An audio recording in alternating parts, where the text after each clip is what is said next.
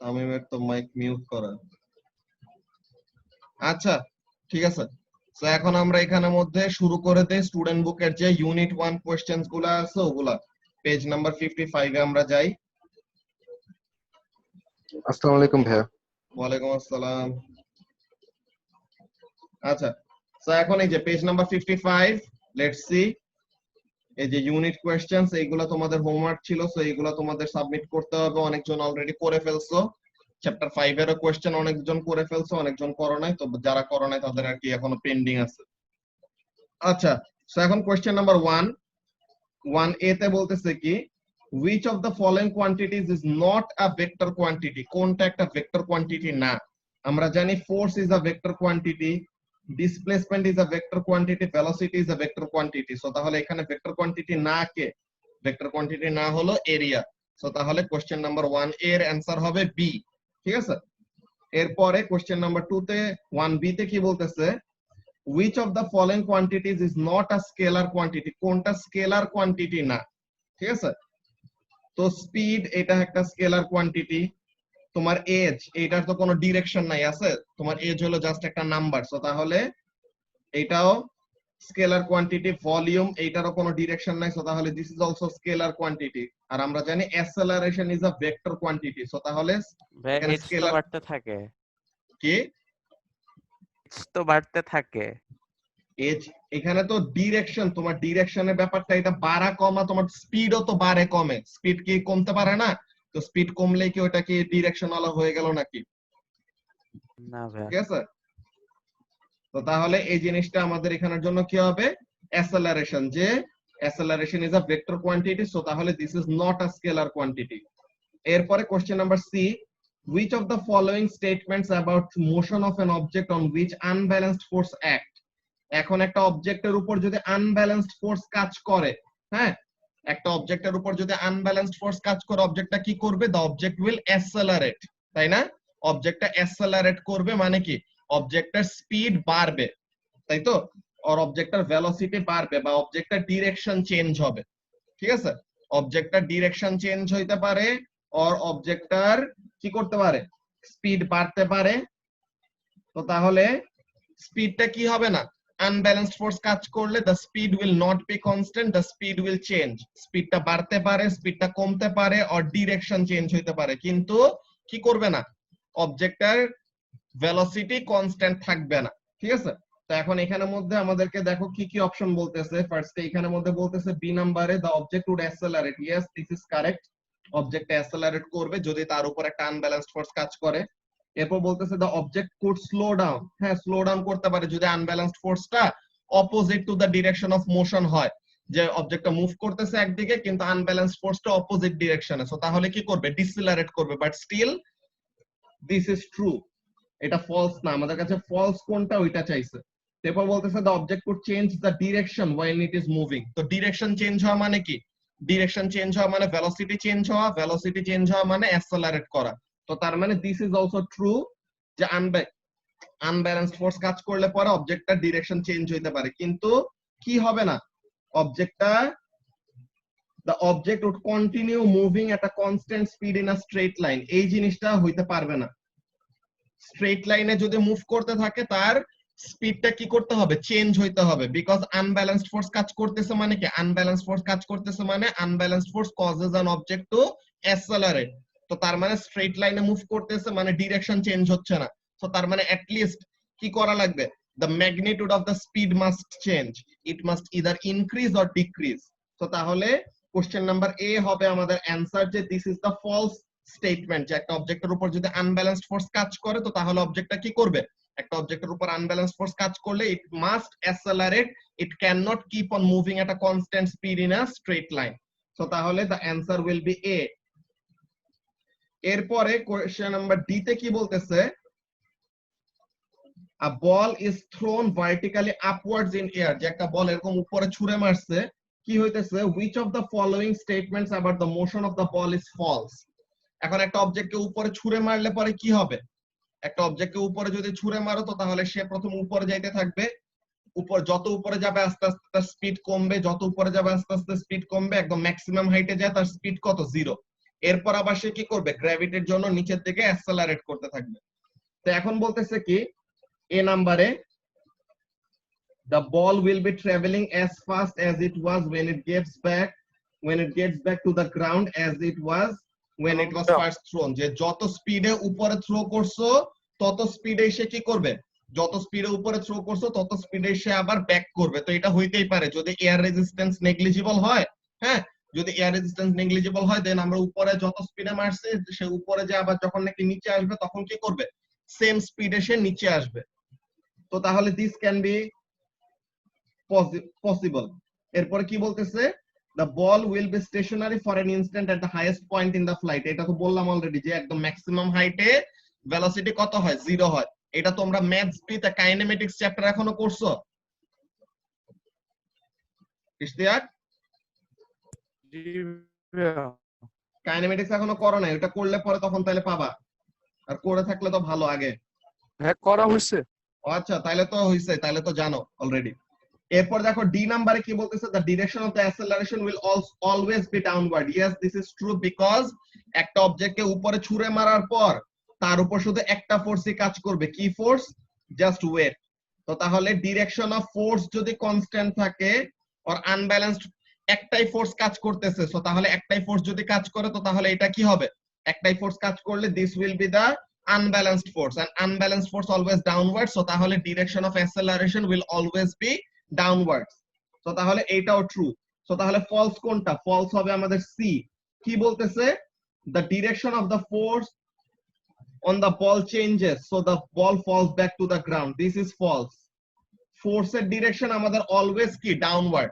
force আমাদের always, যে weight আমাদের always downward আছে, কি হইতেছে প্রথমের দিকে ভেলোসিটি উপরে কিন্তু ওয়েট নিচে।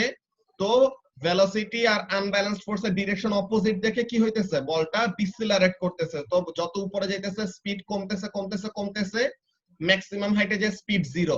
এখনো কিন্তু ওয়েট কিন্তু নিচের দিকে আছে, সো এখন আনব্যালেন্সড ফোর্স নিচে, সো তাহলে সে এখন কি করবে, নিচের দিকে অ্যাক্সেলারেট করবে। তো তাহলে the direction of the force is not changing, the direction of the force is always downwards. So তাহলে কোশ্চেন নাম কি হলো, অপশন সি তে আমাদের ভুল স্টেটমেন্ট দেওয়া। সো তাহলে that will be the answer, যে যেটা ফলস ওইটা চাইছে। সো তাহলে the false will be statement C. তো তাহলে এটা হবে আমাদের অ্যানসার। তো এই যে আমরা অ্যানসার গুলো দেখে নেই, এই যে আমাদের অ্যানসার গুলো কি, এখানে মধ্যে 1 এর অ্যানসার বি, বি এর অ্যানসার ডি, সি এর অ্যানসার এ, ডি এর অ্যানসার সি। সো তার মানে বি ডি এ সি। তো আমরা এখানের মধ্যে কি কি দিছিলাম দেখি, আমরা এখানের মধ্যেও দিছিলাম এই যে বি ডি এ সি। তো তার মানে আমাদের কোশ্চেন নাম্বার 1 এর এমসিকিউ গুলির কোশ্চেন ডান। এরপরে কোশ্চেন নাম্বার 2 তে কি বলতেছে আমরা দেখি। কোশ্চেন নাম্বার 2 তে বলতেছে দেখো, a tennis ball is dropped from a height of 3 metre. 3 metre উপর থেকে একটা টেনিস বল ড্রপ করবে, জাস্ট ড্রপ করবে মানে কি, যে the initial velocity will be 0। ঠিক আছে, যে ইনিশিয়ালি এটাকে শুধু তুমি ড্রপ করতেছো, নট থ্রো। ঠিক আছে, নিচের দিকে থ্রো করতেছো না, তুমি জাস্ট বলটাকে রিলিজ করে দিতেছো, ছেড়ে দিতেছো। কত হাইট উপর থেকে, 3 মিটার উপর থেকে। এখন বলতেছে and bounces back to a height of 1 meter after hitting the ground। ঠিক আছে, আর ডিসপ্লেসমেন্ট এট গ্রাউন্ড কত, গ্রাউন্ডটাকে 0 ডিসপ্লেসমেন্ট হিসেবে ট্রিট করা হচ্ছে। সো গ্রাউন্ডটাকে 0 ডিসপ্লেসমেন্ট হিসেবে ট্রিট করা হচ্ছে, ভালো কথা। তো এ নাম্বারে বলতেছে which of the following distance time graph shows the motion correctly। এখন তুমি একটা বল জাস্ট উপর থেকে রিলিজ করে দিবা, তো প্রথমে তো তার স্পিড থাকবে অনেক কম, এন্ড যত টাইম যাবে আস্তে আস্তে তার স্পিডটা কি করবে, যত টাইম যাবে আস্তে আস্তে তার স্পিডটা ইনক্রিজ করবে। তো এখন এখানের মধ্যে কাজটা কি হয় দেখো, যে আমাদের এটা তো ফার্স্ট একটা এমসিকিউ। তো এখন এই যে এ নাম্বার কোশ্চেনে বলতেছে which of the following distance time graph shows the motion correctly। তো এই যে প্রথমের যে গ্রাফটা, এই যে এ দেওয়া যে গ্রাফটা, এই গ্রাফের মধ্যে একটা বড় ভুল আছে। কি বড় ভুল আছে, বড় ভুলটা হলো যে তার এখানে একটা স্ট্রেট লাইন দিয়ে সে রিপ্রেজেন্ট করছে। এখন একটা ডিসটেন্স টাইম গ্রাফ একটা স্ট্রেট লাইন থাকা মানে কি, ডিসটেন্স টাইম গ্রাফ একটা স্ট্রেট লাইন থাকা মানে হলো ভেলোসিটি হলো কনস্ট্যান্ট, কিন্তু এখানে তো ভেলোসিটি কনস্ট্যান্ট না, ইনিশিয়ালি তো ভেলোসিটি 0। তুমি শুধু ইনিশিয়ালি ড্রপ করবে, তো তার মানে ইনিশিয়াল ভেলোসিটি হলো 0 এন্ড যত টাইম যাবে সে গ্র্যাভিটির জন্য নিচের দিকে অ্যাসেলারেট করবে। তো তাহলে একটা স্ট্রেট লাইন দিয়ে শো করা হয়েছে মানে কি, it is ইমপ্লাইং that or it is trying to say that the velocity is constant, কিন্তু ভেলোসিটি তো আসলে কনস্ট্যান্ট না, ভেলোসিটি তো আসলে প্রথমে 0 এন্ড আস্তে আস্তে বাড়বে। তো তাহলে এটা প্রথমেই ভুল।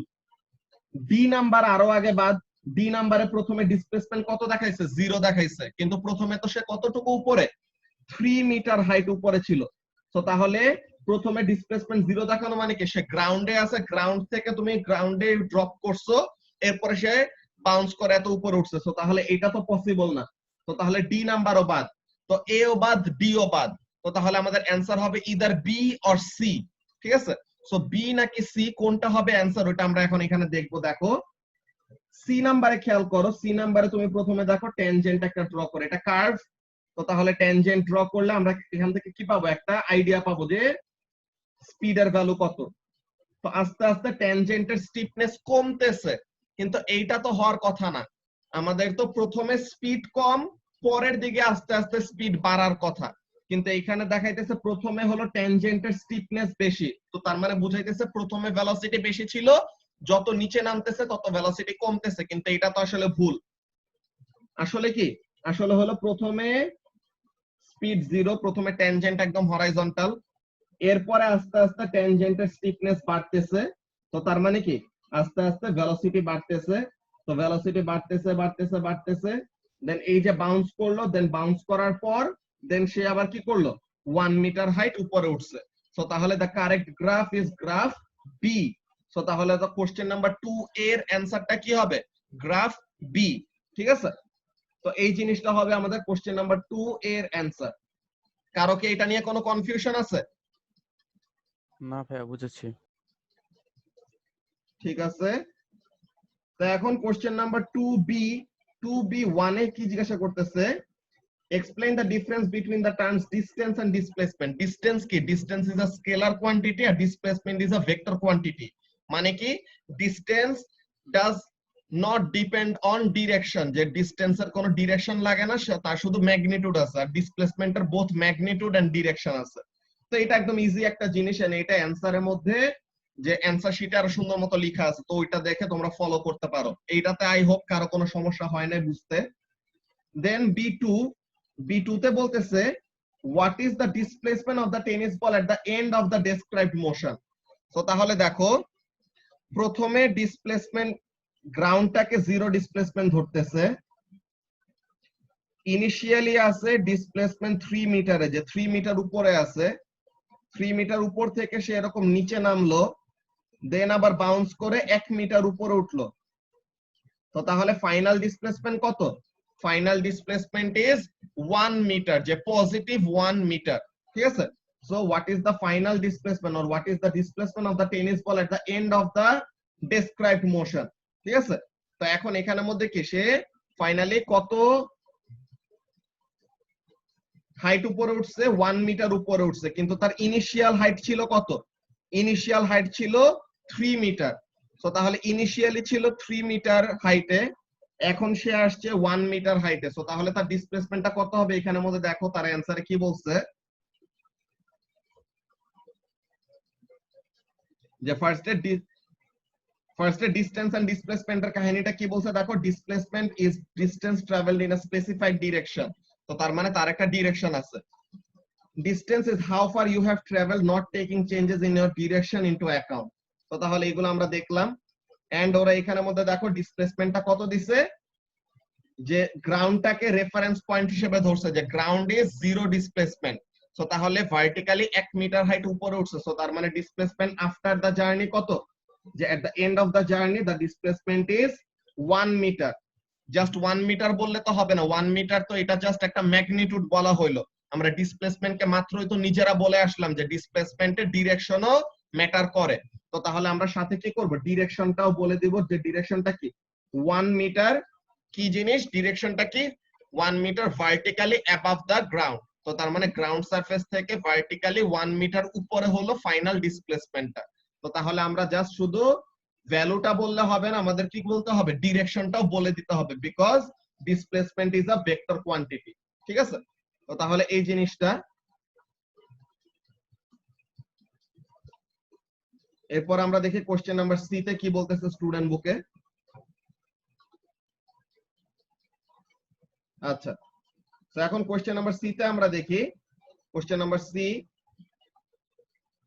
1, use the equation v square equals to u square plus 2ax, এই ফর্মুলা ইউজ করে কি করতে বলছে, to calculate the velocity of the tennis ball when it hits the ground, যে বলটা যখন নাকি গ্রাউন্ডে হিট করতেছে তখন স্পিডের ভ্যালুটা কত এটা বের করতে বলছে। আমরা কি জানি দেখো, এটা কি 2c1, এটা আমরা নোটপ্যাডের মধ্যে ক্যালকুলেশনটা করি, ঠিক আছে। কোশ্চেন নাম্বার 2c1 বলছে এই ইকুয়েশনটা ইউজ করতে, v square equals to u square plus 2as, এই ইকুয়েশনটা ইউজ করতে বলছে। এখন এখানের মধ্যে ফার্স্টে আমাদের কোশ্চেনের ক্যালকুলেশন শুরু করার আগে আমরা কি কি ইনফরমেশন জানি ওগুলা জিনিস আমরা ফার্স্টে নোট ডাউন করে রাখি, ঠিক আছে। আমরা কি জানি, we know the initial velocity to be 0 because initially শুধু কি করতেছে, ইনিশিয়ালি এটাকে জাস্ট সিম্পলি রিলিজ করে দিচ্ছে, ঠিক আছে, released from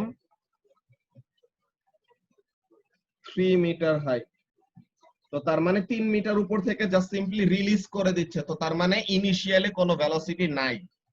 দেন অ্যাসেলারেশনটা কার জন্য হবে, অ্যাসেলারেশনটা তো হবে অ্যাসেলারেশন ডিউ টু গ্র্যাভিটির জন্য, যে ওয়েটের জন্য। তো তাহলে অ্যাসেলারেশন ডিউ টু গ্র্যাভিটি কত, 10 metre per second square. So তাহলে এই জিনিসটা লিখে রাখি যে acceleration due to gravity, this is the acceleration due to gravity, and displacement এর ভ্যালুটা কত, কত হাইট উপর থেকে সে নামছে, 3 মিটার হাইট উপর থেকে সে নামছে। তো তাহলে এই জিনিসটা আমরা লিখে রাখি যে drop from 3 মিটার হাইট, যে 3 মিটার উপর থেকে সে গ্রাউন্ডে নামার পর তার স্পিড কত হবে ওইটা বের করতে বলছে। তো এখন আমাদের এই ফর্মুলার মধ্যে তারা ফর্মুলাও বলে দিয়েছে, সো আমরা অলরেডি জানি যে v square is equal two, এখন u কত, u হলো 0, so 0 square plus 2 into a কত, a হলো 10 আর s কত, s হলো 3। তো তাহলে এখানে v স্কয়ার ইকুয়ালস টু কি আসে, 2 ইনটু 10 ইনটু 3, তো তার মানে 20 ইনটু 3 করলে পরে 60। তো এখন এখানে থেকে v ইজ ইকুয়াল টু কি আসবে, রুট ওভার 60, কত হয় এটা ভ্যালুটা, 7 পয়েন্ট সামথিং, 7.74। ওকে, তো তাহলে এটা আসে 7.74 মিটার পার সেকেন্ড। সো তাহলে this is the speed or the velocity at which the ball will hit the ground. হ্যাঁ, তো তাহলে এইটা হবে আমাদের ক্যালকুলেশন, বুঝা গেছে। তো এই জিনিসটা ছিল আমাদের 2c1। হ্যাঁ, এটা ছিল আমাদের ফার্স্টে 2c1, এটাতে বিশাল নাম্বার দিছে, 4 মার্ক দিছে আমাদেরকে। সো তাহলে অলমোস্ট ফ্রি মার্ক, সব তারা ফর্মুলাও বলে দিল, ইনফরমেশন গুলো অত ইজি মতো দেওয়া আছে, তো তাহলে একদম ফ্রি মার্ক এটা। এরপর দেখো কি বলতেছে c2 তে, what is the average speed of the tennis ball while it is falling to the ground, average speed of the tennis ball while it is falling to the ground। এখন average speed আমরা কিভাবে বের করি, আমরা জানি কি, average speed is equal to total distance travel divided by total time taken, তাই না। তো তাহলে আমরা এভারেজ স্পিড এমন ভাবে বের করি যে average speed is equal to total distance travel divided by total time taken.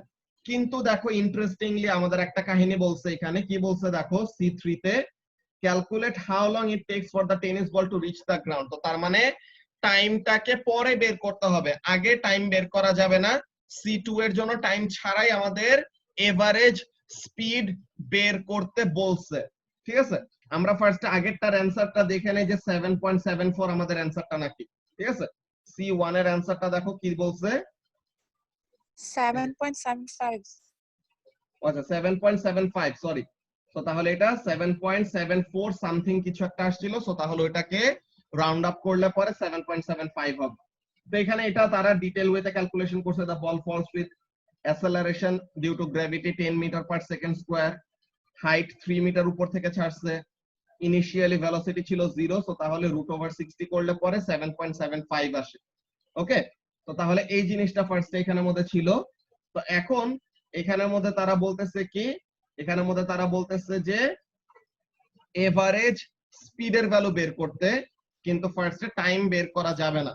হ্যাঁ, তো তাহলে এই জিনিসটা খুবই ইন্টারেস্টিং একটা ক্যালকুলেশন। এটা এমন ভাবে ইজি ওয়েতে করা যায়, কি করা যায়, এটা একটা ইজি একটা ওয়ে আছে যে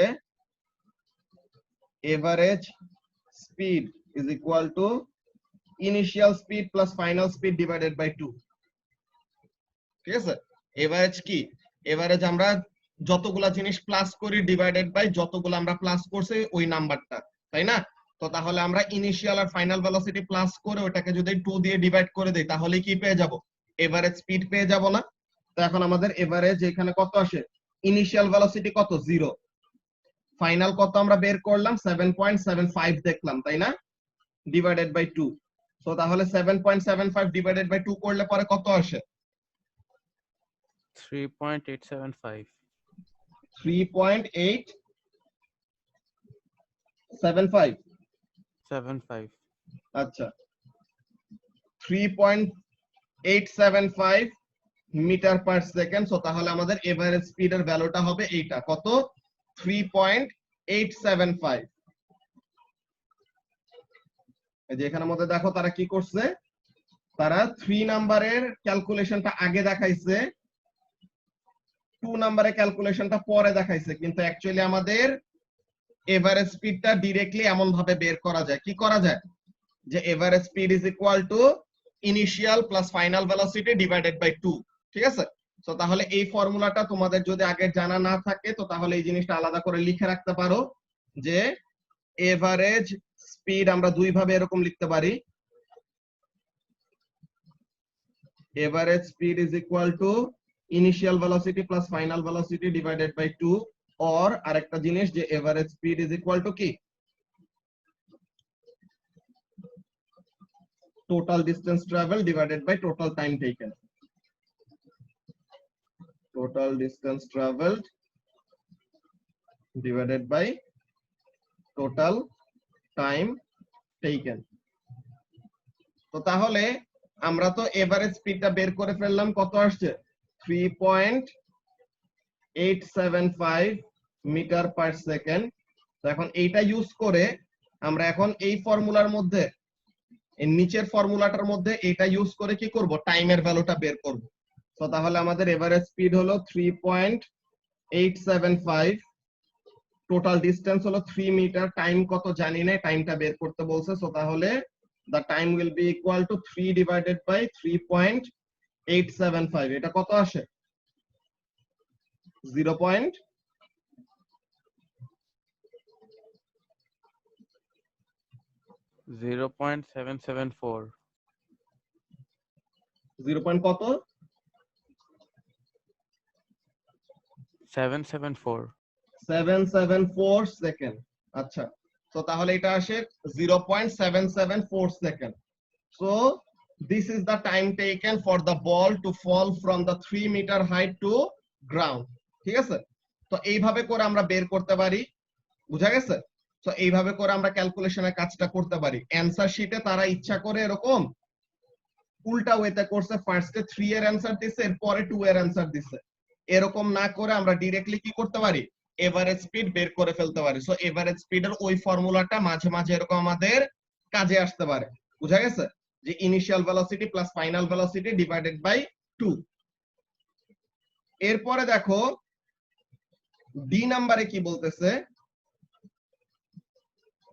ডি নাম্বারে বলতেছে how can the distance travel by the tennis ball be found from the velocity time graph of its motion. So এখন একটা ভেলোসিটি টাইম গ্রাফ থেকে কিভাবে ডিসটেন্স বের করা যায়, আমরা কি জানি, ভেলোসিটি টাইম গ্রাফের কি বের করলে আমরা distance pi, area under the graph, তাই না? তো তাহলে area under the velocity time graph will give us the distance travel. এখন বলতেছে ই নাম্বারে sketch a velocity time graph for the tennis ball from the time that it is released to the time it has rebounded to 1 meter after the first bounce, assuming that the time that the ball is in contact with the ground is negligible। তো তাহলে contact time, যে গ্রাউন্ডে যে hit করে বলটা bounce করবে ওই টাইমটা এত বেশি না, তো তাহলে এটাকে নেগলিজিবল ধরা যায়। তো তাহলে যে এই যে too short to show on your graph, তো তাহলে বলতেছে include as much numerical detail as you can while without doing any further calculation। তো ফার্দার কোনো ক্যালকুলেশন ছাড়া যত ডিটেইল পসিবল তত ডিটেইল অ্যাড করতে বলছে। নাম্বার দিছে কত দেখছো, huge amount of numbers, 6 mark দিছে, ঠিক আছে। 6 মার্ক এখানের মধ্যে তারা অ্যালাউ করছে এই ভেলোসিটি টাইম গ্রাফটা স্কেচ করতে। সো ফার্স্টে আমরা ডিসপ্লেসমেন্ট টাইম গ্রাফটা উপরে, ডিসটেন্স টাইম গ্রাফটা উপরে আঁকবো, দেন তার নিচে ভেলোসিটি টাইম গ্রাফটা আমরা স্কেচ করে দেখবো কেমন আসে, ঠিক আছে। তো আমরা এই জিনিসটা এখানের মধ্যে স্কেচ করি, ই নাম্বার 2E। আচ্ছা, তো এখন এখানের মধ্যে কি বলতেছে, লেটস সি।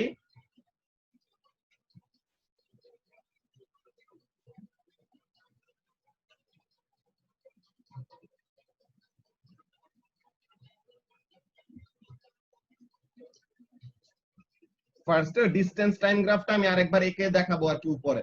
ডিসটেন্স টাইম গ্রাফটা আঁকার পর দেন ওটার করেসপন্ডিং ভেলোসিটি টাইম গ্রাফটা আঁকবো। তো এখন এখানের মধ্যে আমাদের কাজটা কি, ডিসটেন্স টাইম গ্রাফের শেপটা কেমন ছিল,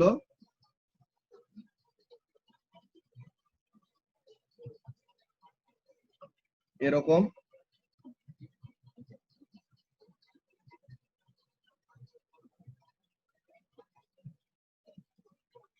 তো এখন এখানের মধ্যে আমরা ইনফরমেশন গুলা কি কি জানি, ওই ইনফরমেশন গুলো আমাদের জন্য ভাইটাল। বলছে নতুন কোনো ক্যালকুলেশন না করে এতক্ষণ যা যা ক্যালকুলেশন করছো ওগুলা ইউজ করে তুমি নিউমেরিক্যাল ডিটেইল গুলা যত ভালোভাবে পসিবল আর যত বেশি পসিবল অ্যাড করবা। তো এখন দেখো আমরা ব্যাপারগুলা কি কি জানি।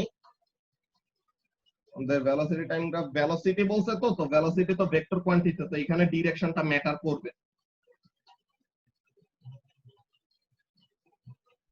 এখন এখানে দেখো আমরা ডিসটেন্স টাইম গ্রাফ দেখলে পরে একটা জিনিস বুঝতে পারতেছি, কি জিনিস, যে নিচে গেলে পরে, হ্যাঁ নিচে নামলে পরে কি হইতেছে, ডিসপ্লেসমেন্ট কমতেছে, ঠিক আছে। নিচে নামলে পরে ডিসপ্লেসমেন্ট কমতেছে। তো আমরা ফার্স্ট এর ইনফরমেশন কি জানি, যে ইনিশিয়াল হাইট হলো 3 মিটার, ফাইনাল হাইট হলো 1 মিটার।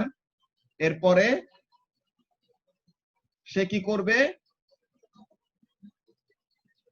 0.774 সেকেন্ড পরে সে বাউন্স করবে। তো তার মানে এত টাইম পর সে গ্রাউন্ডে হিট করে। তো তাহলে 0.774 সেকেন্ড সে কি থাকে, উপরে থাকে। 3 মিটার উপর থেকে তার 0.774 সেকেন্ড লাগে নিচে নামতে। তো এখন এখানে থেকে আমরা এই ইনফরমেশন গুলো ইউজ করে কি করব, we will sketch the velocity time graph. So ফার্স্টে ভেলোসিটি টাইম গ্রাফের ইনফরমেশন গুলো আমরা লিখে নেই। ইনিশিয়ালি ভেলোসিটি 0, যে ইনিশিয়ালি বলটাকে সিম্পলি কি করা হবে, ইনিশিয়ালি বলটাকে সিম্পলি ড্রপ করে দেওয়া হবে। ওকে, ইনিশিয়ালি বলটাকে সিম্পলি উপর থেকে ছেড়ে দিব। সো তাহলে দা ইনিশিয়াল ভেলোসিটি 0। সো তাহলে এই যে গ্রিন কালার দিয়ে মার্ক করে রাখলাম যে ইনিশিয়াল ভেলোসিটি 0। সে ইনিশিয়ালি নামবে, ইনিশিয়ালি করবে কি, উপর উঠবে নাকি নিচে নামবে, সে তো ইনিশিয়ালি নিচে নামবে। সো তাহলে the velocity will be negative. তো তাহলে the velocity will be negative and কতটুকু টাইম লাগবে, 0.774 সেকেন্ড। 0.774 সেকেন্ড ধরে সে কি করবে, 0.774 সেকেন্ড ধরে সে নিচে নামবে। এন্ড তার ম্যাক্সিমাম ভেলোসিটি, যে গ্রাউন্ডে হিট করার আগে, হ্যাঁ গ্রাউন্ডে হিট করার আগে তার ভেলোসিটি কত, এটা আমরা বের করছিলাম না একটু আগে, যে এটা 7.75 হবে না, অ্যানসার শিটে দেখছিলাম আমরা যে 7.75। তো তাহলে সে কি করলো, নিচে নামতেছে, ফাইনালি গ্রাউন্ডে যে সে হিট করবে কত সেকেন্ড পর, 0.774 সেকেন্ড পর। এটা কত স্পিডে সে হিট করবে, -7.75। মাইনাস কেন দিলাম, বিকজ ডাউনওয়ার্ড ডিরেকশনে, ঠিক আছে। তো তাহলে এইটা, এরপরে সে রিবাউন্ড করে একটা, সে বাউন্স করার পর কি করবে, বাউন্স করার পর সে কি আরো নিচে যাবে নাকি উপরে উঠবে, বাউন্স করা মানেই তো সে হিট করে আবার উপরে উঠে আসবে। কতটুকু উপরে উঠবে, 1 মিটার উপরে উঠবে। 1 মিটার উপরে ওঠার পর তার আবার এখানে ফাইনাল ভেলোসিটি কত হয়ে যাবে, এইখানে এই যে এইখানে তার ফাইনাল ভেলোসিটি হবে কত, ফাইনাল টাইম কত এটা আমরা জানি না। তো এটা আমরা নিউমেরিক্যাল ডিটেইলের মধ্যে অ্যাডও করতে পারবো না। কিন্তু এখানে তার ফাইনাল ভেলোসিটিটা কত হবে, এখানে তার ফাইনাল ভেলোসিটিটা হবে 0, ঠিক আছে।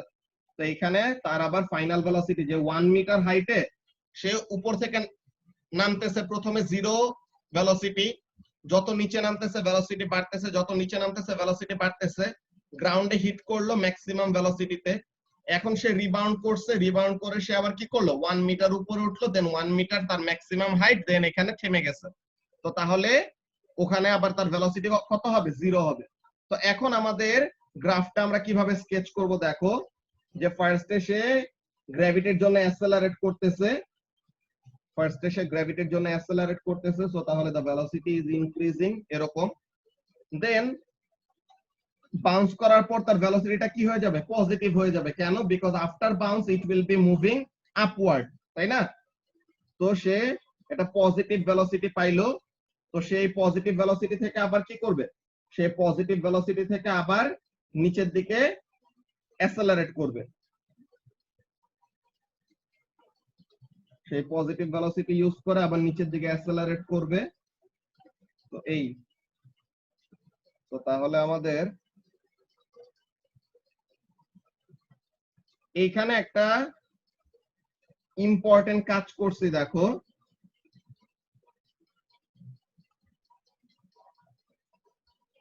ইম্পর্টেন্ট কাজটা কি? আমি এই দুইটা লাইনের, এই যে এই লাইন আর এই লাইন, এই দুইটা স্ট্রেট লাইন যে ড্র করছি না, এই দুইটা লাইনের আমি গ্রেডিয়েন্টটাকে সেম রাখছি। কেন গ্রেডিয়েন্টটা সেম? বিকজ অ্যাসেলারেশনটা কার জন্য করতেছে? অ্যাসেলারেশনটা করতেছে গ্র্যাভিটির জন্য, তাই না? অ্যাসেলারেশনটা করতেছে গ্র্যাভিটির জন্য, and gravity is always constant. তো তাহলে ভেলোসিটি টাইম গ্রাফের গ্রেডিয়েন্ট আমাদেরকে অ্যাসেলারেশন দেয় না? তো অ্যাসেলারেশনটা কনস্ট্যান্ট দেখানোর জন্য আমাদের কি করতে হবে? গ্রাফের এই গ্রেডিয়েন্ট গুলো আমাদের কনস্ট্যান্ট থাকতে হবে, ঠিক আছে? তো তাহলে এইগুলা হলো আমাদের the numerical details that we could add in the graph. তো আমরা এখানের মধ্যে দেখি অ্যানসার শিটে তারা কি কি অ্যানসার বলছে, আর তারা কিভাবে করে গ্রাফটা স্কেচ করছে, ঠিক আছে?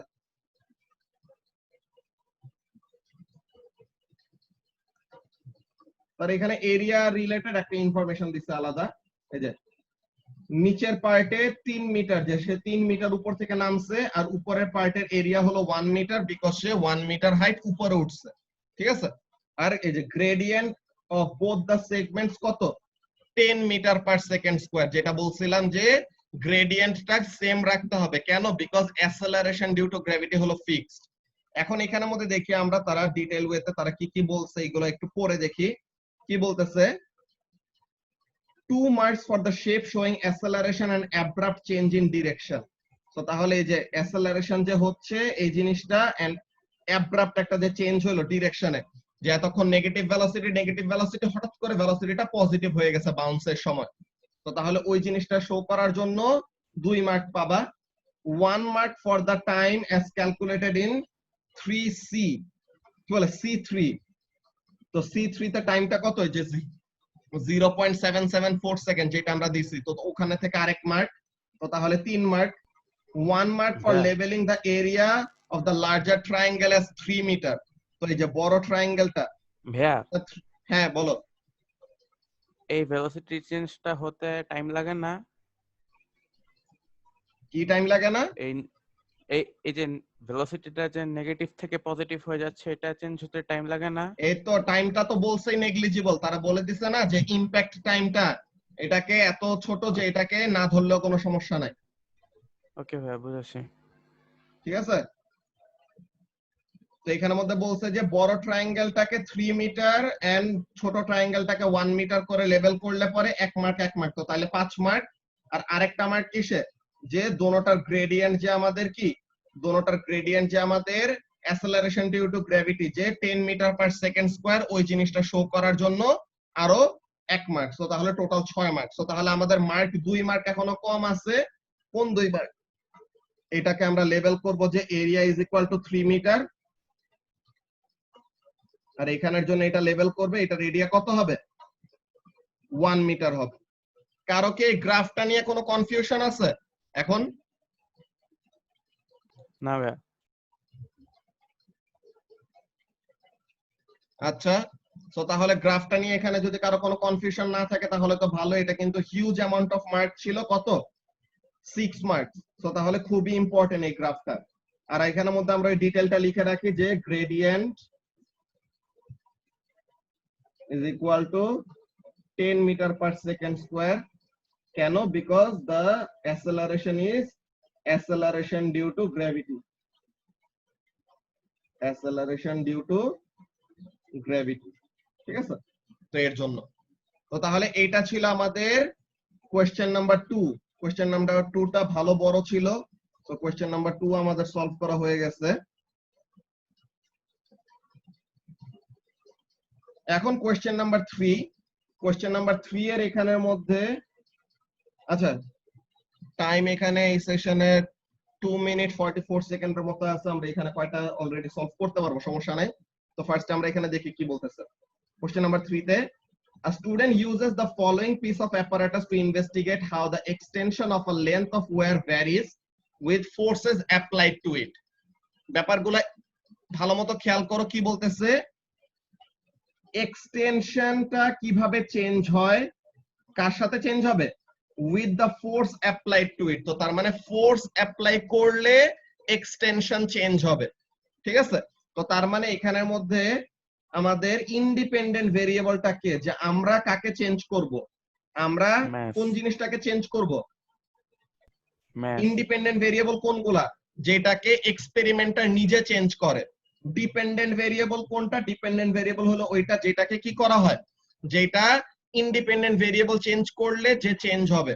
তো তার মানে এখানে ইন্ডিপেন্ডেন্ট ভেরিয়েবল হবে the force and the dependent ভেরিয়েবলটা কি হবে, ডিপেন্ডেন্ট ভেরিয়েবলটা হবে extension of the length of wire, তাই না? সবাই তো এই জিনিসটা বুঝতে পারছো নাকি? এটা তো আমরা অলরেডি শুরুর দিকের ক্লাসে কভার করছিলাম, ইন্ডিপেন্ডেন্ট ভেরিয়েবল কি জিনিস, ডিপেন্ডেন্ট ভেরিয়েবল কি জিনিস, কন্ট্রোল ভেরিয়েবল কি জিনিস, তাই না? তো তাহলে ইন্ডিপেন্ডেন্ট ভেরিয়েবল হলো ওইটা যেটা এক্সপেরিমেন্টার চেঞ্জ করে নিজে, এন্ড ইন্ডিপেন্ডেন্ট ভেরিয়েবল চেঞ্জ করলে যার উপর ইফেক্ট আসে ওটাকে আমরা ডিপেন্ডেন্ট ভেরিয়েবল বলি। আর কন্ট্রোল ভেরিয়েবল কোনটা, কন্ট্রোল ভেরিয়েবল হলো ওইটা যাকে কি রাখা হয়, কনস্ট্যান্ট রাখা হয়, যেটাকে চেঞ্জ করা হয় না। তো তাহলে এইগুলো হলো মেইন ব্যাপার। আচ্ছা তোমরা নেক্সট সেশনটার মধ্যে এখন জয়েন করে ফেলো তাড়াতাড়ি, ঠিক আছে? তোমরা সবাই নেক্সট সেশনটার মধ্যে জয়েন করে ফেলো, ওইটার মধ্যে আমরা ডিসক্রাইব করতেছি।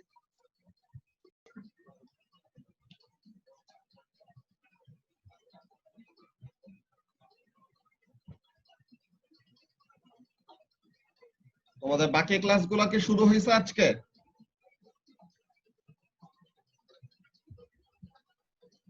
লামিয়া, কয়েকটা হয়েছে, কয়েকটা হয় নাই। আচ্ছা কোনটা কোনটা হয়েছে?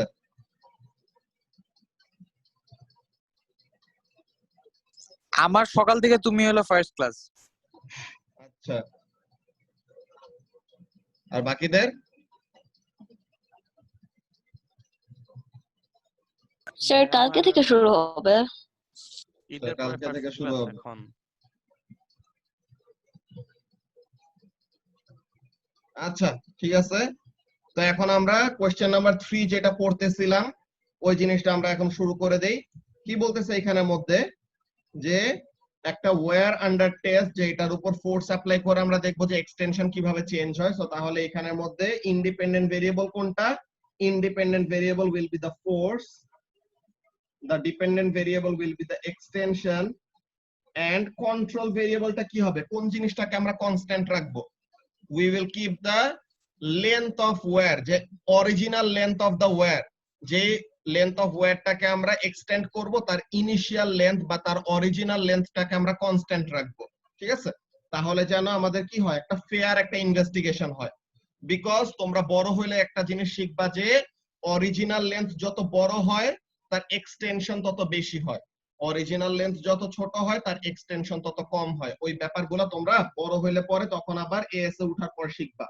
তো তাহলে এখানের জন্য একটা জিনিস কি, কন্ট্রোল ভেরিয়েবলটা কি রাখা যায়, original length of the wire,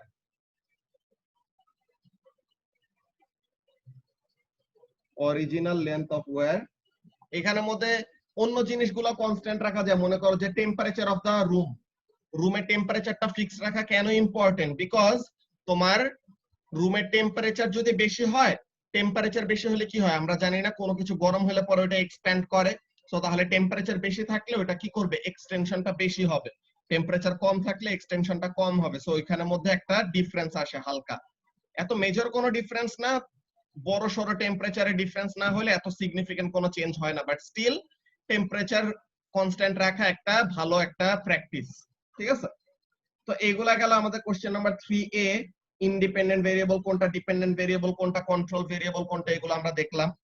এরপর কি বলতেছে দেখো বি নাম্বারে, how is the force being applied to the wire calculated, ফোর্সটা কিভাবে ক্যালকুলেট করা হয়। এই যে দেখো আমরা তো অ্যাড করতেছি ম্যাস, আমাদের ম্যাস মানে তো ফোর্স না, ম্যাসের একটা ওয়েট আছে, ম্যাসের ওয়েটটা ফোর্স অ্যাপ্লাই করতেছে, তাই না? তো তাহলে ম্যাস আমরা জানি, তো ম্যাস থেকে আমরা ফোর্সে কিভাবে কনভার্ট করতে পারি, তো ম্যাসটাকে ওয়েটে কনভার্ট করতে হবে। ম্যাস যদি গ্রামে থাকে, গ্রাম থেকে তাকে কি করা লাগবে, ফার্স্টে কিসে কনভার্ট করতে হবে, we have to convert it into kilogram, then কিলোগ্রামে যে ম্যাসটা আসলো উই নো যে W equals to what, we know weight is equal to mg। So তাহলে এইভাবে করে আমরা কি করতে পারবো, ওয়েট অফ দা masses, যে নোন যে ম্যাসটা অ্যাড করতেছে ওইটার ওয়েট বের করলে that will give us the force. আমরা দেখি অ্যানসার শিটে তারা কি বলতেছে। এই যে ফার্স্টে দেখো 3A1, যে the load or the force applied, এটা হলো ইন্ডিপেন্ডেন্ট, দেন ডিপেন্ডেন্ট কোনটা, এক্সটেনশন ইন লেন্থ। এরপরে কন্ট্রোল ভেরিয়েবল কোনটা, temperature or type of wire or diameter of wire or initial length of wire under test. So এরকম অনেকগুলো option আছে। দেন বলতেছে কিভাবে ফোর্সটা বের করা হবে, F ইকুয়ালস টু mg, যে নোন যে ম্যাসটা দিলাম ম্যাসের থেকে ফোর্সে কনভার্ট করার জন্য কি করতে হবে, ওয়েটটা বের করতে হবে, যে W ইকুয়ালস টু mg, ওইটা ফর্মুলা দিয়ে। তো তাহলে এইটা গেল আমাদের বি নাম্বারের অ্যান্সার, সরি এটা আমাদের এই বি নাম্বারের অ্যান্সারটা গেল। এরপর সি নাম্বারে কি বলতেছে দেখো, 5 মার্ক দিছে এখানের মধ্যে। তো সি নাম্বারে কি বলতেছে, explain how the student should use the apparatus to determine if the wire obeys Hooke's law, যে ওয়্যারটা হুকস ল ওবে করতেছে নাকি না এইটা স্টুডেন্টটা কিভাবে টেস্ট করতে পারে।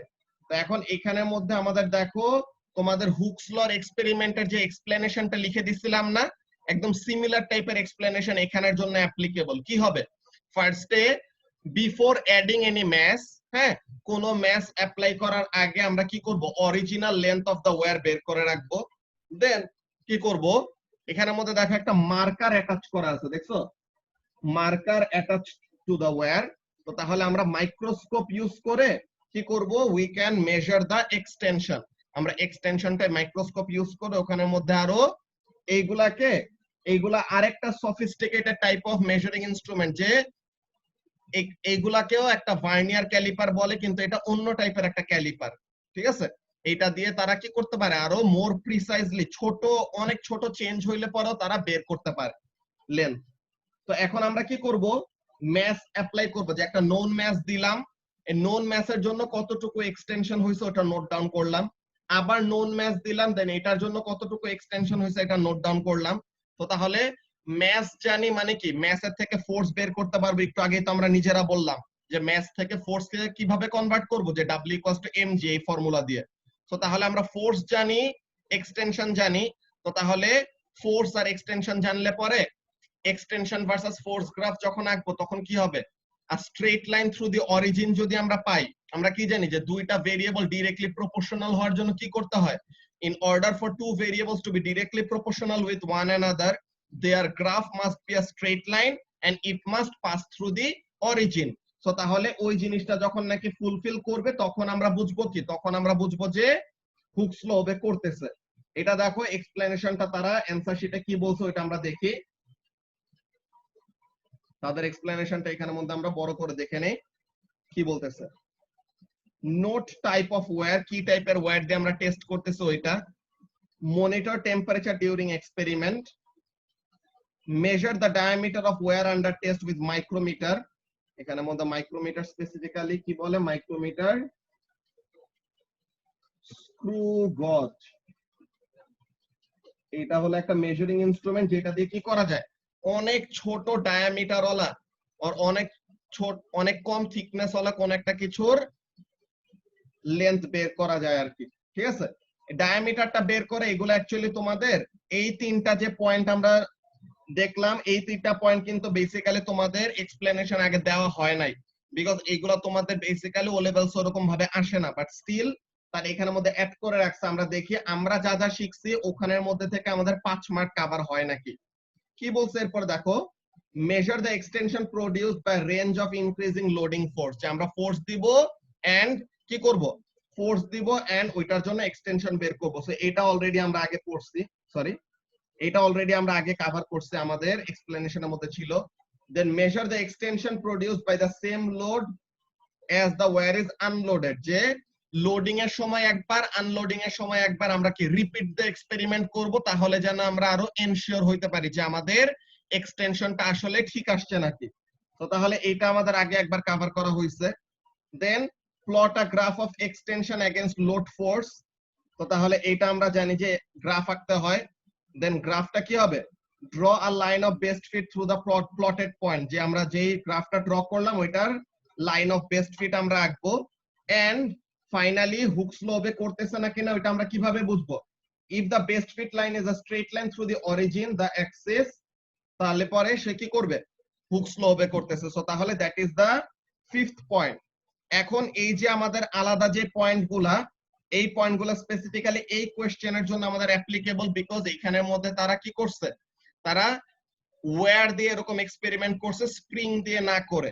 প্লাস তারা এখানের মধ্যে কি করতেছে, ডায়ামিটার বের করার কাহিনী বলছে, কিন্তু ডায়ামিটারটা তো আমাদের ফাইনালি কোনো কাজে আসতেছে না। এগুলো তোমরা যখন বড় হবা তখন ওখানের মধ্যে দেখবা যে ওয়্যারের ক্রস সেকশনাল এরিয়া বের করা নিয়ে আমাদের কাজ থাকবে, ঠিক আছে, ওগুলা রিলেটেড আমাদের কাজ থাকবে। এখন আমাদের বেসিক্যালি তোমাদের আগে যা দেওয়া হয়েছিল ওই জিনিসগুলা কভার করলেই হবে, বাট এক্সট্রা জিনিস জানলে পরে তো কোনো সমস্যা নাই, তাই না? তো তাহলে এইটা ছিল আমাদের বেসিক্যালি এক্সপেরিমেন্টের প্রসিডিওরটা, যে কিভাবে তুমি টেস্ট করতে পারবা যে একটা মেটাল ওয়্যার বা একটা ওয়্যার যেটাকে টেস্ট করতেছো সে হুকস ল ওবে করতেছে নাকি না। হ্যাঁ, তো এইটা ছিল আমাদের main explanation of the experiment. Then D নাম্বারে কি বলতেছে দেখো, ডি নাম্বারে the student also wants to know if the sample behaves elastically, যে ইলাস্টিক বিহেভিয়ার মানে কি, যে তুমি ফোর্স অ্যাপ্লাই করবা সে ডিফর্ম হবে, ফোর্স ছেড়ে দিবা সে কি করবে, আবার আগের পজিশনে ফেরত চলে আসবে, তাই না? তো সে এটা টেস্ট করতে চায় বা সে এটা জানতে চায় যে তার স্যাম্পলটা, যে মেটাল ওয়্যারটা কি ইলাস্টিক্যালি বিহেভ করতেছে নাকি না। তো কি বলতেছে দেখো, explain how the student can improve the investigation and discover whether or not the wire behaves elastically. So তাহলে তার এক্সপেরিমেন্টটা আরো কিভাবে ইমপ্রুভ করা যায়, কি করা যায়, সে এখানের মধ্যে এমন কাজ করতে পারে, কি করতে পারে, যে ফুললি লোডিং করলো, দেন ফুললি আবার আনলোডিং করবে। তো লোডিং এর জন্য একটা গ্রাফ আঁকলো, আনলোডিং পোর্শনের জন্য একটা গ্রাফ আঁকলো। এখন loading and unloading portion of the graph, finally unloading করার পর যদি আবার আগের পজিশনে ফেরত চলে আসে, যে after all the forces have been remove, ঠিক আছে, সবগুলি ফোর্স রিমুভ করে দেওয়ার পর যদি আবার সে আগের পজিশনে ফেরত চলে আসে, তো তার মানে কি, তখন বোঝা যাবে যে সে কি করতেছে, ইলাস্টিক বিহেভিয়ার শো করতেছে। এখানে অ্যানসারের মধ্যে দেখো তারা কি বলতেছে, আমরা দেখি। তো এখানের মধ্যে কাজটা কি, স্টুডেন্টটা এটা ইনভেস্টিগেট করতে চায়। হোয়াট, এর মধ্যে তো তারা অ্যানসার না দিয়ে এখানের মধ্যে তারা কোশ্চেনটা আবার লিখে দিছে। সেইখানে তারা একটা ভুল কাজ করছে, তারা এখানে অ্যানসারটা না দিয়ে জাস্ট কি করছে, কোশ্চেন পেপারের কোশ্চেনটা বা বইয়ের কোশ্চেনটা আবার লিখে দিছে। সো এখানে অ্যাকচুয়ালি যেটা বললাম ওই কাজটা করব। কি কাজ করব আমরা, যে অ্যানসারটা আমি লিখে দেই এখানের মধ্যে, দেখো অ্যানসারটা কি লেখা যায়, এটা কত নাম্বার, 3B, তাই না? 3B কি বলবো, যে repeat the loading and unloading processes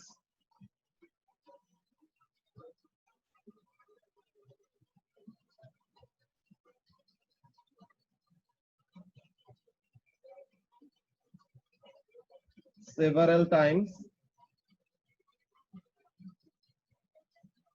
and plot both the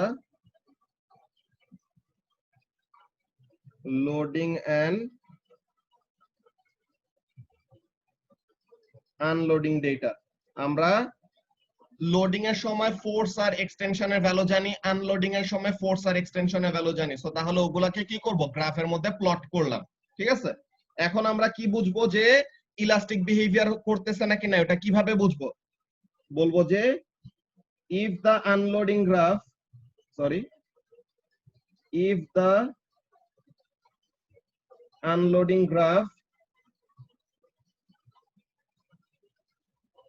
gives zero extension for 0 Newton force, যে 0 নিউটন ফোর্স, যে কোনো ফোর্স অ্যাপ্লাই করে নাই, তখন যদি সে আবার 0 এক্সটেনশনে ফেরত চলে আসে, তখন আমরা কি বুঝবো যে সে ইলাস্টিক্যালি বিহেভ করতেছে। দেন we can say that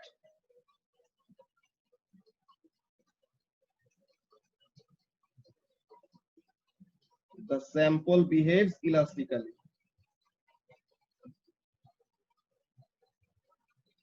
The sample behaves elastically. ঠিক আছে, তো এইটা ছিল আমাদের কোশ্চেন নাম্বার 3।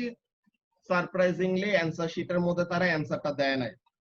দেন আমাদের ইউনিট কোশ্চেনের মধ্যে কোশ্চেন নাম্বার 4, কোশ্চেন নাম্বার 4 এ কি বলতেছে, let's see. This is a question about momentum. ও আচ্ছা, ঠিক আছে। এ নাম্বারে কি বলতেছে দেখো, state whether momentum is a scalar or vector quantity and explain your answer. Momentum হলো কি? মোমেন্টাম হলো একটা ভেক্টর কোয়ান্টিটি। তো ভেক্টর কোয়ান্টিটি কেন বললাম? বিকজ মোমেন্টামের বোথ ম্যাগনিটিউডও আছে, ডিরেকশনও আছে। মোমেন্টামের ডিরেকশনটা কার উপর ডিপেন্ড করে? The direction of the velocity. আমরা মোমেন্টাম ইকুয়ালস টু কি জানি? Momentum equals to mass into velocity, তাই না? আমরা জানি momentum is equal to mass into velocity. So তাহলে ভেলোসিটির ডিরেকশনটাই মোমেন্টামের ডিরেকশন। তো এটা হলো আমাদের কোশ্চেন নাম্বার 4 এর অ্যানসার, যে মোমেন্টাম কি? Momentum is a vector quantity. যে first 4a, momentum of an object is the product of mass and velocity of the object. Velocity is speed in a particular direction and therefore it is a vector quantity. This means that momentum also has both size and specific direction and therefore momentum is also a vector quantity. So তাহলে আমরা যা বললাম more or less same কথাই তারা এখানের মধ্যে বলছে। ঠিক আছে, এটা ছিল আমাদের কোশ্চেন নাম্বার 4 এর এ, এটা গেল। দেন কোশ্চেন নাম্বার 4 এর বি তে কি বলতেছে আমরা দেখি। কোশ্চেন নাম্বার 4 এর বি তে ফার্স্টে উপরে আমাদের এক্সপ্লেনেশনে কিছু আছে। The following apparatus is used to investigate the momentum of two gliders on a linear air track. আমরা তো এয়ার ট্র্যাক নিয়ে আলাদাভাবে ক্লাসও করছি। আমাদের ইহাবে যখন ক্লাস হইতো তখনই আমরা ক্লাস করছি যে একটা এয়ার ট্র্যাকের ভিতরে কি থাকে, যে অনেকগুলি ফুটা থাকে, এই যে অনেকগুলি এরকম ফুটা থাকে, দেন এয়ার পাম্প করা হয়, দেন ফুটা থেকে কি করবে, এয়ার বের হয়ে আসবে। তো তখন কি করবে, the gliders will literally glide over the track. ঠিক আছে, ওই ট্র্যাকের উপর দিয়ে তারা এরকম গ্লাইড করে করে যাইতে থাকবে। বিকজ গ্লাইডারের উপর ফোর্স গুলি কি কাজ করতেছে, গ্লাইডারের ওয়েট হলো নিচে, আর ভিতর থেকে যে এয়ার বের হইতেছে, যে হোল থেকে যে এয়ার বের হইতেছে, that will give a lift force. আমরা লিফট ফোর্স নামের একটা ফোর্স পড়ছিলাম, যেটা কি করবে, উপরের দিকে কাজ করবে, এয়ার থেকে আপওয়ার্ড একটা ফোর্স আসবে এরকম। তো এখন এখানের মধ্যে তারা কি বলতেছে দেখো, এখানের মধ্যে আরেকটা কাজ কি খেয়াল করো। এই যে আমাদের দুইটা গ্লাইডার আছে, দেখো glider A and glider B. হ্যাঁ, গ্লাইডার এ আর গ্লাইডার বি আছে, তাদের এখানের মধ্যে দেখো ম্যাগনেট অ্যাড করা, দেখছো রেড কালার দিয়ে এরকম ম্যাগনেট দেওয়া আছে। তো ম্যাগনেট দুইটা কি করতেছে, সেম পোল, হ্যাঁ ম্যাগনেটের সেম পোল গুলা নিজেদের দিকে ফেস করে আছে, মানে কি they will repel each other. মানে কি করবে, গ্লাইডার বি গ্লাইডার এ কে এই দিকে রিপেল করবে, গ্লাইডার এ গ্লাইডার বি কে এই দিকে রিপেল করবে। ঠিক আছে, এন্ড দেখো আরেকটা কাজ করতেছে, কি করতেছে, এই যে কালো কালার দিয়ে, যে এখানে দেখো ব্ল্যাক কালার দিয়ে, ধরো এটা তো বেশি মোটা লাইন, এই যে এখানের মধ্যে দেখো এই পার্টটায় যে নিচে এই পার্টটার মধ্যে দেখছো যে কালো একটা স্ট্রিং দিয়ে বা একটা রোপ দিয়ে তাদেরকে কি করে রাখা হয়েছে, আটকায় রাখা হয়েছে। তো কোন একটা কিছুকে যদি তুমি কি করে এরকম দড়ি দিয়ে বা কোন একটা রোপ দিয়ে টেনে ধরে রাখো, তো টেনে ধরে রাখলে তার উপর কি কাজ করে, একটা টেনশন ফোর্স কাজ করে না? তো তাহলে একটা টেনশন ফোর্স কাজ করতেছে এখানের মধ্যে। কাজটা কি, আমরা এই ফোর্স গুলাকে লেবেল করে দিলে পরে ভালো হয়। আমি ফার্স্টে এটাকে লেবেল করি, এই ফোর্সটা কি, ফোর্স, এটা শুধু ফোর্স না লিখে আমি এখানের মধ্যে ডিটেইল ওয়েতে এমন লিখতে পারি, কি লিখতে পারি, this is the magnetic force, তাই না, ম্যাগনেটিক রিপালশন, ম্যাগনেটিক রিপালশন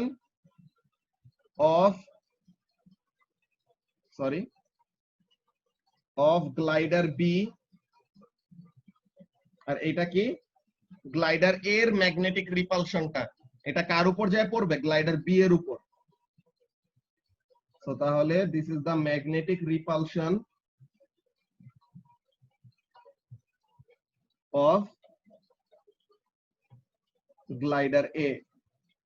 এরপরে এখানে মধ্যে আমাদের গ্রিন কালার দিয়ে যেটা মার্ক করলাম, গ্রিন কালার দিয়ে যে এখানে মাধ্যমে মার্ক করলাম, এখানে আমাদের গ্রিন কালার এই ফোর্স গুলা কি, this force is the tension from the string, this is also the tension from the string but they are in opposite direction। যে দুইজন মনে করো দড়িটা নিয়ে, হ্যাঁ দড়ি নিয়ে মনে করো এখানের মধ্যে তারা দুইজন বেস্ট ফ্রেন্ড কি করতেছে, টানাটানি করতেছে, ঠিক আছে, একটা দড়ি দুইজনের দিকে এরকম পুল করে নিয়ে আসা ট্রাই করতেছে। তো এখন এখানে সাপোজ মোনায়েজ আর মুবাশশিরা তারা দুজন কি করতেছে, স্ট্রিং একটাকে নিজের কাছে নিয়ে আসা ট্রাই করতেছে। সো তাহলে পুল যখন নাকি করবে তখন টেনশনটা কি করবে, অপোজিট ডিরেকশনে এরকম কাজ করবে, যে মোনায়েজা পুল করতেছে নিজের কাছে, তো তাহলে মুবাশশিরার যে পুলটা আসবে, যে টেনশনটা আসবে, ওইটা অপোজিট ডিরেকশনে কাজ করবে এরকম। তো তাহলে টেনশন ফোর্সটা এইভাবে করে কাজ করবে। So tension from string কিন্তু ডিরেকশনটা অপোজিট কেন, বিকজ তাদের পুলটা অপোজিট ডিরেকশন থেকে আসতেছে, ঠিক আছে। দেন বাকি দুইটা ফোর্স তো অলরেডি আমরা বলছি, বাকি দুইটা ফোর্স কি কি, একটা হলো ওয়েট যেটা নিচে, এন্ড লিফট ফোর্স যেটা নাকি উপরে। এখানের মধ্যে weight that is downward and lift force that is upward, ঠিক আছে। তো এগুলো হলো আমাদের বেসিক ফোর্স গুলা। এই ফোর্স রিলেটেড আমাদের একটা কোশ্চেন আছে, দেখে আমরা এটা আরো ডিটেইল ওয়েতে এখানের মধ্যে দেখে রাখলাম। তো কি বলতেছে দেখো, the gliders are fitted with magnets with like poles facing each other।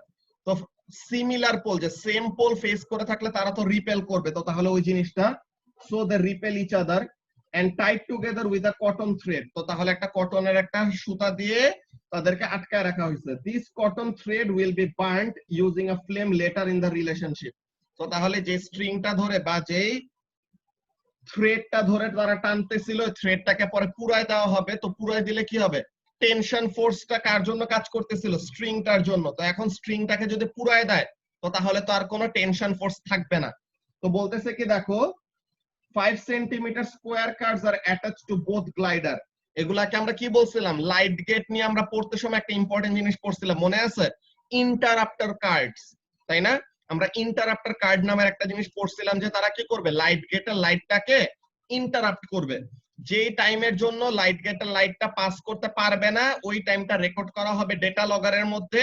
দেন ওই টাইম ইউজ করে আমরা কি করতে পারবো, স্পিড বের করতে পারবো বা ভেলোসিটি বের করতে পারবো। এটা ছিল আমাদের মেইন কাজ। তো এইখানের মধ্যে ওই কাজটা করবে, যে এই যে this will pass through the light gates, digital timers time how long the card takes to pass through the light gates, the gliders are initially at rest. So তাহলে সবকিছু ইনফরমেশন আমাদেরকে বলে দিচ্ছে। তো ইনিশিয়ালি যদি রেস্টে থাকে, হ্যাঁ, মানে ইনিশিয়াল ভেলোসিটি হলো 0, তো তাহলে বলতেছে state the initial momentum of the glider. Initial momentum কত হবে, 0 কেজি মিটার পার সেকেন্ড। কেন, বিকজ ইনিশিয়ালি রেস্টে আছে, তো ভেলোসিটি 0, তো ভেলোসিটি 0 হলে মোমেন্টামও কত হবে, 0 হবে। তো এটা আমরা দেখলাম। এরপরে C1 এ কি বলতেছে দেখো, draw a label diagram showing the forces on glider A before the thread is burned। So তাহলে জাস্ট গ্লাইডার A এর ফোর্স গুলো আমাদের রাখতে হবে। সো গ্লাইডার A এর উপর ফোর্স গুলা কি, গ্লাইডার A এর উপর ফোর্স গুলো আমি পাশে আর একটা সুন্দর ডায়াগ্রামে এঁকে দেই, তাহলে যেন তোমরা বুঝতে পারো ইজিলি। সো গ্লাইডার A এর উপর ফোর্স গুলা কি কি, একটা হলো নিচের দিকে ওয়েট, উপরের দিকে হলো লিফট, দেন টুয়ার্ডস রাইট কি আসবে, টুয়ার্ডস রাইট হলো টেনশন ফ্রম দ্য স্ট্রিং, আর টুয়ার্ডস লেফট কি আসবে, ম্যাগনেটিক রিপালশন। ঠিক আছে, this is the free body force diagram for glider A. যে একটা গ্লাইডার এর উপর যে যে ফোর্স গুলি কাজ করতেছে ওইটা আমরা এখানের মধ্যে ডায়াগ্রামে রিপ্রেজেন্ট করছি। যে দেখো আমরা অ্যানসারের মধ্যে মিলাই নেই আমাদের অ্যানসারটা ঠিক আছে নাকি। এই যে দেখো ফার্স্টে both the gliders are at rest, so initial momentum is 0, এটা আমরা অলরেডি লিখছি। এই যে দেখো গ্লাইডার এর ফোর্স গুলা কি, upward force from air flow, that is the lift force, weight of the glider downwards, tension in thread connecting A to B, তো তাহলে টেনশনটা, and magnetic repulsive force যেটা towards left। তো তাহলে এগুলো আমরা অলরেডি কভার করে ফেললাম। দেন কি বলতেছে, তো তাহলে আমাদের C1 শেষ অলরেডি, C1 ডান, ডায়াগ্রাম এঁকে ফেলছে এই যে এটা, দিস ইজ দা ডায়াগ্রাম। এরপর C2 তে বলতেছে দেখো, state Newton's third law and explain how it applies to the horizontal forces on the gliders when the thread is cut with the flame. Newton's third law of motion কি বলে? Newton's third law of motion বলে every action has equal but opposite reaction, তাই না? তো তার মানে ব্যাপারটা দেখো যে যখন নাকি তুমি থ্রেডটাকে বার্ন করে ফেললা তখন তো আর কোনো টেনশন ফোর্স নাই। তো এখন ব্যাপারটা খেয়াল করো, গ্লাইডার বি এর ম্যাগনেট, হ্যাঁ গ্লাইডার বি এর ম্যাগনেট গ্লাইডার এ এর ম্যাগনেটটাকে কোন দিকে রিপেল করতেছে? গ্লাইডার বি এর ম্যাগনেটটা গ্লাইডার এ এর ম্যাগনেটটাকে টুয়ার্ডস লেফট রিপেল করতেছে। সো তাহলে according to Newton's third law, glider A এর ম্যাগনেটটাও কি করবে, গ্লাইডার বি টাকে রিপেল করবে, কিন্তু কোন ডিরেকশনে? অপোজিট ডিরেকশনে, that is towards right. So তাহলে this will be the answer to this question. যে C2 তে বলছে নিউটনস থার্ড ল কি বলে এটা প্রথমে বলো, দেন বলো যে ফ্লেমটাকে বার্ন করার পর হরাইজন্টাল ফোর্স নিয়ে কিভাবে নিউটনস থার্ড লটা অ্যাপ্লাই হচ্ছে। সো তাহলে এখানে দেখো অ্যানসারে কি বলতেছে তারা, Newton's third law states that for every action there is an equal and opposite reaction. This means that glider A experiences an unbalanced magnetic force from the left to the left from glider B. তো তাহলে glider B ও কি করবে, equal but opposite ডিরেকশনে force feel করবে। and glider B experiences an unbalanced magnetic force to the right from magnet A, and each of the forces have the same size. So তাহলে আমরা যা বলছে ওই জিনিসটাই তারা এখানে অ্যানসারের মধ্যে বলছে, বুঝা গেছে? তো তাহলে this is question C2, I hope এটা নিয়ে তোমাদের কারো কোনো কনফিউশন নাই। দেন C3 তে কি বলতেছে, what happens when to the two gliders when the thread is cut, কি হবে? টেনশন ফোর্স নাই, সো তাহলে the gliders move away in opposite directions, তাই না? গ্লাইডার গুলি কি করবে, they will move away in opposite direction causing them to accelerate। কেন? বিকজ তাদের উপর এখন একটা হরাইজন্টাল কি আছে, আনব্যালেন্সড ফোর্স আছে। সো এই যে each glider experiences an unbalanced force which causes them to accelerate away from each other। যে এখন থ্রেডটা কেটে দেওয়ার পর আর থ্রেডটাকে পুরায় দেওয়ার পর কোনো টেনশন নাই, তো টেনশন ফোর্স না থাকলে শুধু একটা ফোর্সই হরাইজন্টালি কাজ করতেছে, that is the magnetic force. তো ম্যাগনেটিক ফোর্স একটা, দ্যাট ইজ আনব্যালেন্সড। তো আনব্যালেন্সড ফোর্স কাজ করলে দে উইল অ্যাসেলারেট, সো তাহলে অ্যাসেলারেট করে তারা কি করবে, দূরে চলে যাবে আর কি একজন আরেকজনের থেকে, ঠিক আছে? So this is the answer to C3। তো এখন কোশ্চেন নাম্বার C নিয়ে তো কারো কোনো কনফিউশন নাই আছে?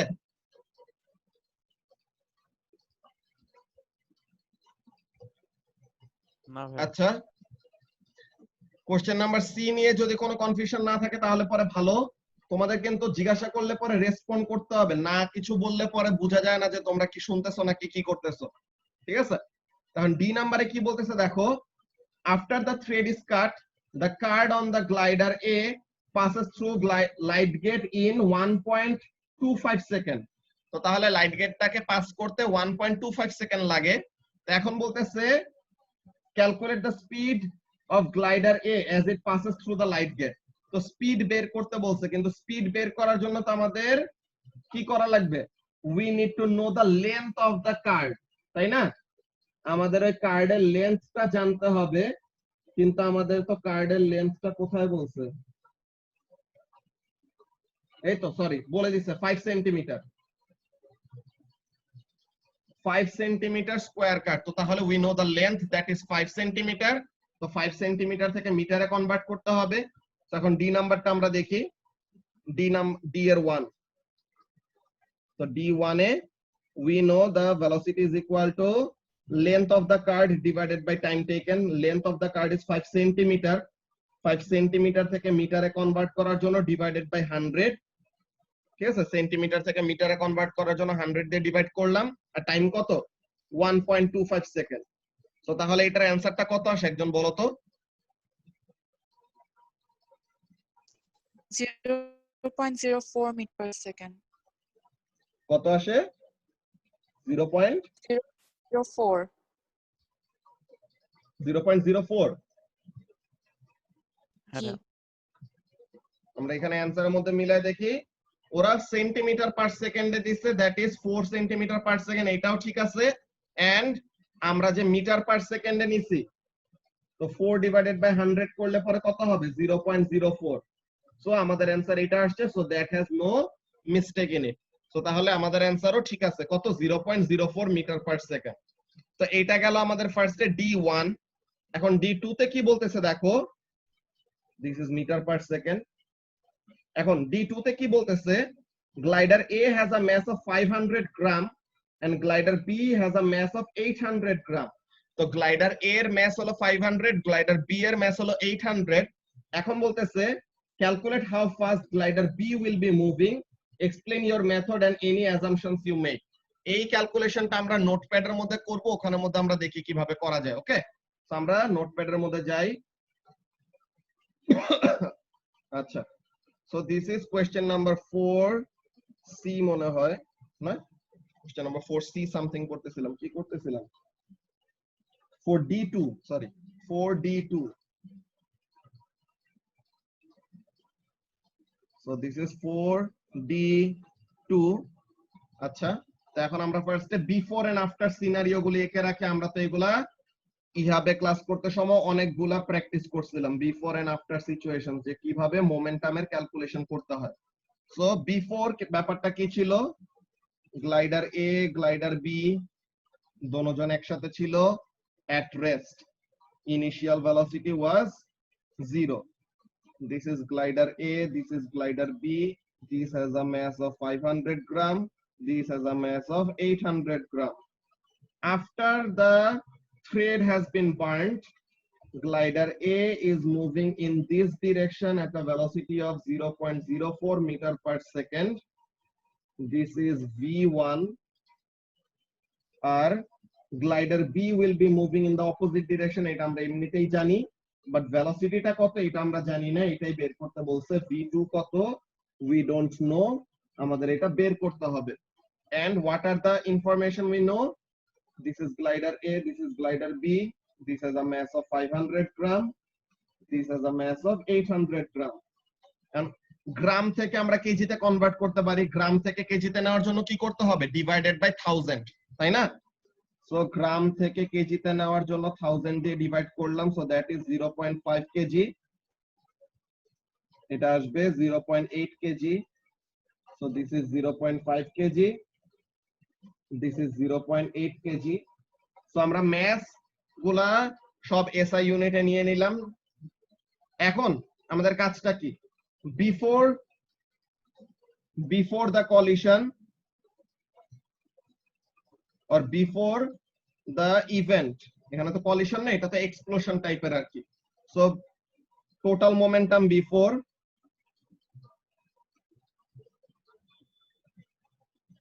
is equal to 0 kg meter per second।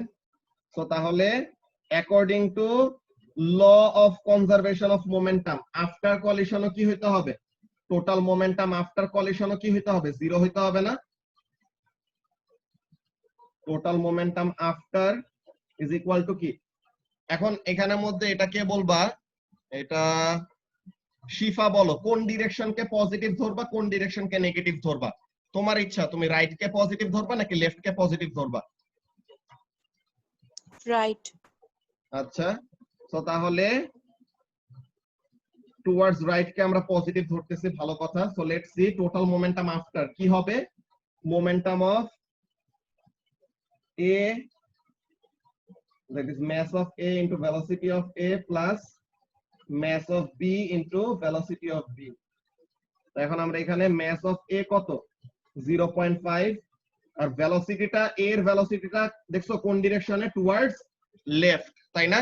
তো তার মানে এর মোমেন্টাম এর ভেলোসিটিটা কি হবে নেগেটিভ হবে। তো তাহলে দিস উইল বি মাইনাস, এটা ডিফারেন্ট একটা কালার দিয়ে আঁকি, মাইনাস 0.04 আর বি এর জন্য আমরা ম্যাস জানি, ম্যাস কত, ম্যাস হলো 0.8 কিন্তু ভেলোসিটি কত এটা জানি না। সো ভেলোসিটি ইজ ভিবি, এইটাই আমাদের বের করতে হবে আর কি। তো এখন এটা আমাদের কত হয় লেটস সি, 0.5 ইনটু এটা করলে মাইনাস 0.02 প্লাস 0.8 ভিবি। এখন আমরা কি বলবো, according to law of conservation of momentum, কি জিনিস,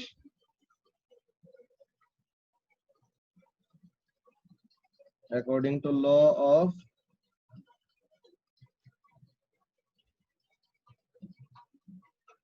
conservation of momentum,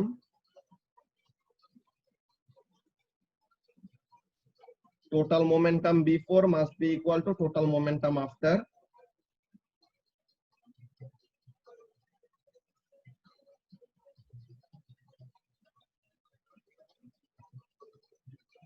total momentum after,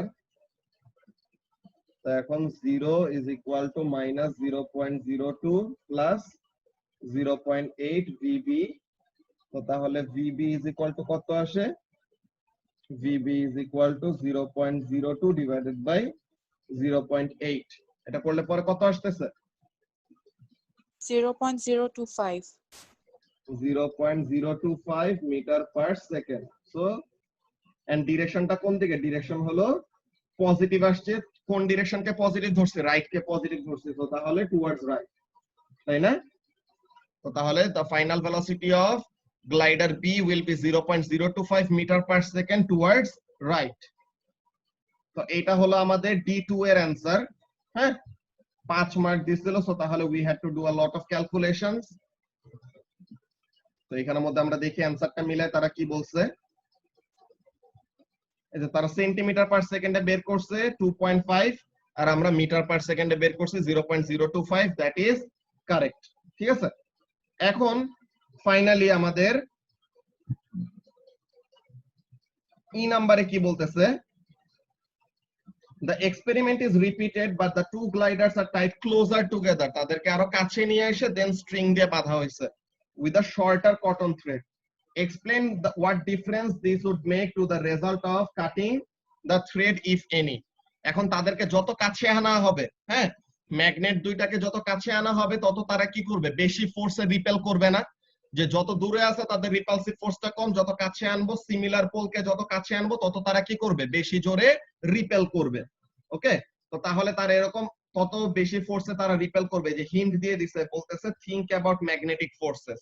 তো তাহলে যত কাছে আনবো রিপালসিভ ফোর্স হবে বেশি, তো তার মানে when the string will be cut or when the thread will be cut তাদের রিপালসিভ ফোর্সটা যদি বেশি হয় তো তাহলে তারা কি করবে, বেশি রেটে অ্যাসেলারেট করবে, তো তাহলে ফাইনাল ভেলোসিটিটা কি হবে, বেশি হবে। সো এই জিনিসটা তারা এখানের মধ্যে বলতেছে, দেখো কি বলতেছে, if the magnets are closer together the repulsive force between them will be greater, so the acceleration of the glider will be greater when the thread will be cut or when the thread will be burned, so causing the gliders to move apart more quickly। however glider A যেহেতু ছোট মানে কি কম mass না, glider এ হলো 500 গ্রাম আর glider B হলো 800 গ্রাম। So তাহলে যার mass কম তার ভেলোসিটি হবে বেশি, যার ম্যাস বেশি তার ভেলোসিটি হবে কম। এই ব্যাপারটা তো আমরা এমনিও জানি। দেখো আমাদের গ্লাইডার এর ভেলোসিটি কত, গ্লাইডার এর ভেলোসিটি হলো 4 centimetre per second, glider B এর ভেলোসিটি হলো 2 centimetre per second. Same force পাইছে দুজন, কিন্তু একজনের ভেলোসিটি বেশি একজনের ভেলোসিটি কম। কেন? বিকজ গ্লাইডার এর ম্যাস হলো কম 500 গ্রাম, তো তাহলে তার ম্যাস কম হলে সেম ফোর্স কিন্তু ম্যাস যত কম হবে অ্যাসেলারেশন কি হবে, বেশি হবে। F equal to ma থেকে আমরা জানি যে F equals to ma থেকে আমরা কি জানি যে even if the force is constant mass যদি কম হয় acceleration বেশি হবে, mass যদি বেশি হয় acceleration কম হবে। সো তাহলে এর জন্য দেখছো ভেলোসিটিটা ডিফারেন্ট।